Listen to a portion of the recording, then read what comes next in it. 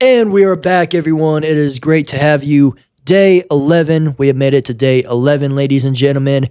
And we have a lot of new students that have been joining us. So congratulations to everybody who's been here since day one.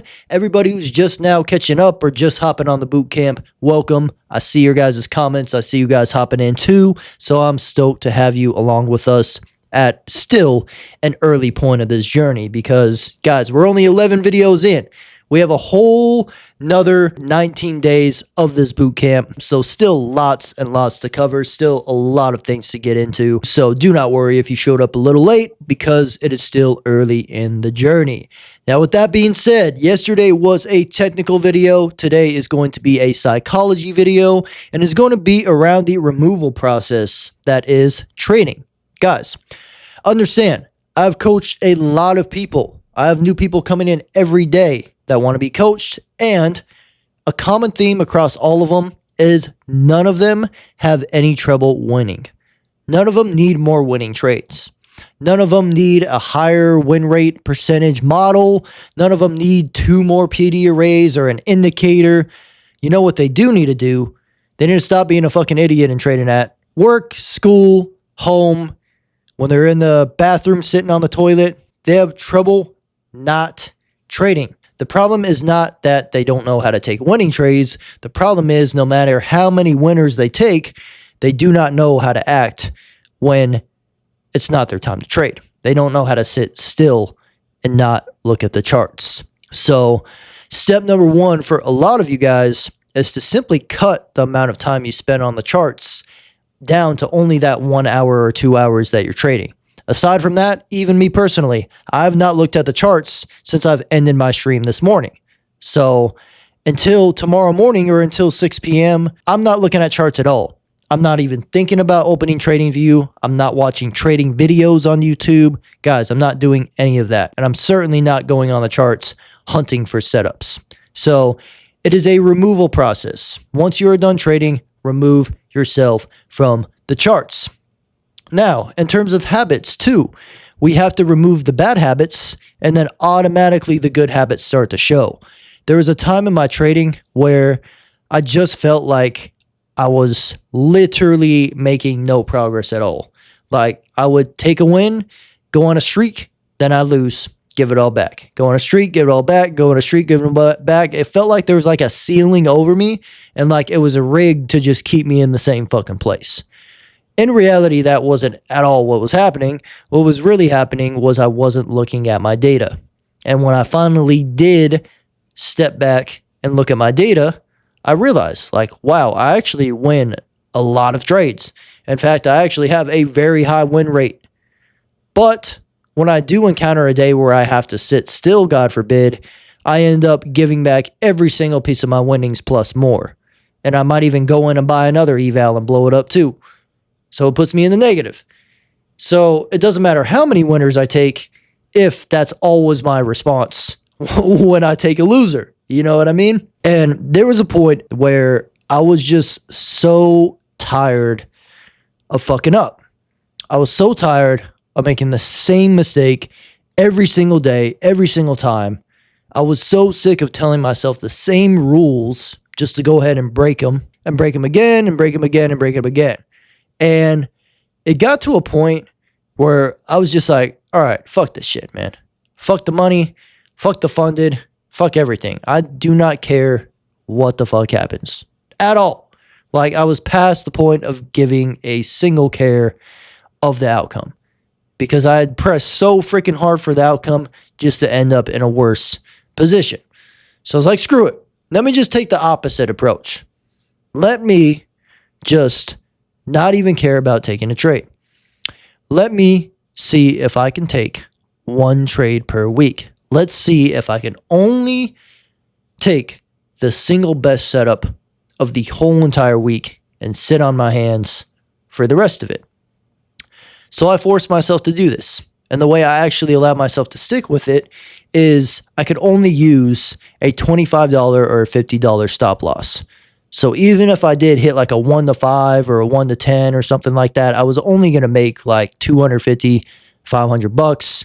Sometimes I would move that number even lower to make it even less exciting. and it still allows you to feel like you're risking money, but it doesn't make you feel like if you hit a big trade, you're going to make a ton of money today. So the element of wanting to take the trade for money purposes was gone. And I was solely focused on executing on the best setup that had the best context, best confluences, and the best conditions. And what ended up happening is I made more money risking that little $50, $25 than I had made in the whole previous month. Because the whole previous month I'd been full porting and risking everything and friggin' blowing everything up. So I didn't even come out with $25 from that process. A lot of you guys are actually screwing yourselves over because you're trying to make too much money. You'd be better off making little bits of money at a time so you can actually get to the goal, so you can actually build good belief barriers and good habits. But I made the same mistake. So what exactly do you do? What do you do in this scenario where you're super focused on the money, where you keep blowing accounts? Well, guys, you have to scale down. You have to remove the need for money in the form of not risking a lot. Because if you don't risk a lot, you can't really make a lot. So whatever that figure is in your head where you're like, yo, I don't care about that money, even if I hit a 1 to 10, that's the number you need to use for this learning process. And it only takes a few weeks of doing this. If you do this for even 2 weeks in a row, the amount of confidence, the amount of self-control, the amount of clarity you'll gain in your A+ setup is absolutely insane. And the amount of belief you'll gain in the process of taking way less trades, it'll start to make sense, right? It sounds absolutely ridiculous when I say you can only take 4 trades a month like I did and make like 30 grand in the month.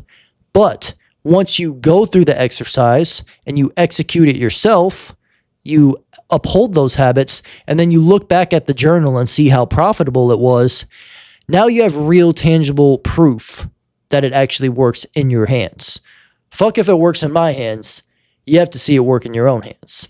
And that's the problem with most traders. They don't go out and run these experiments to get the actual experience. So go out there and try that.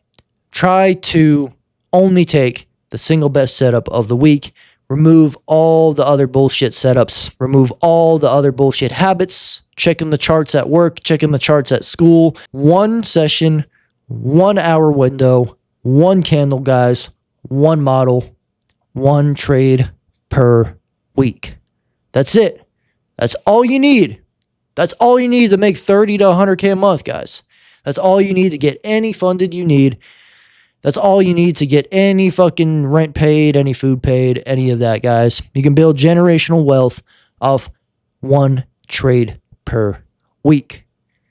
But only if you're willing to stay disciplined. Only if you're willing to sit on your hands, remove the great, remove the good, remove the okay, and only settle for the excellent setups. And then in your actual trading model, keep it mechanical and remove human emotion and your input as much as possible.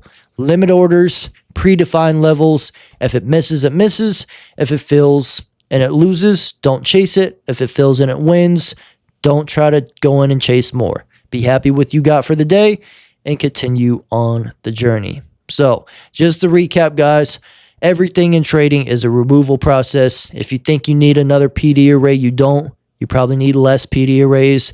If you think you need more winning trades, you probably don't. You probably just need less losing trades, smaller losing trades. You probably just need more self-control around going tilt and chasing losses. And you don't need more trades. You need higher quality trades, and you need more discipline. So lock those things in, do the exercise I told you, scale down, don't make it about the money. And once you remove the money from this process, you're going to trade a lot better, learn a lot better, and this is going to become second nature. So go out there. So a little bit of an off-the-cuff lesson, but I felt like this was important. It's a topic that's been coming up a lot. So comment down below what you learned from this, and also comment day 11 complete, everyone. We will see you guys tomorrow. We'll have another price action lesson coming, so I will see you guys there.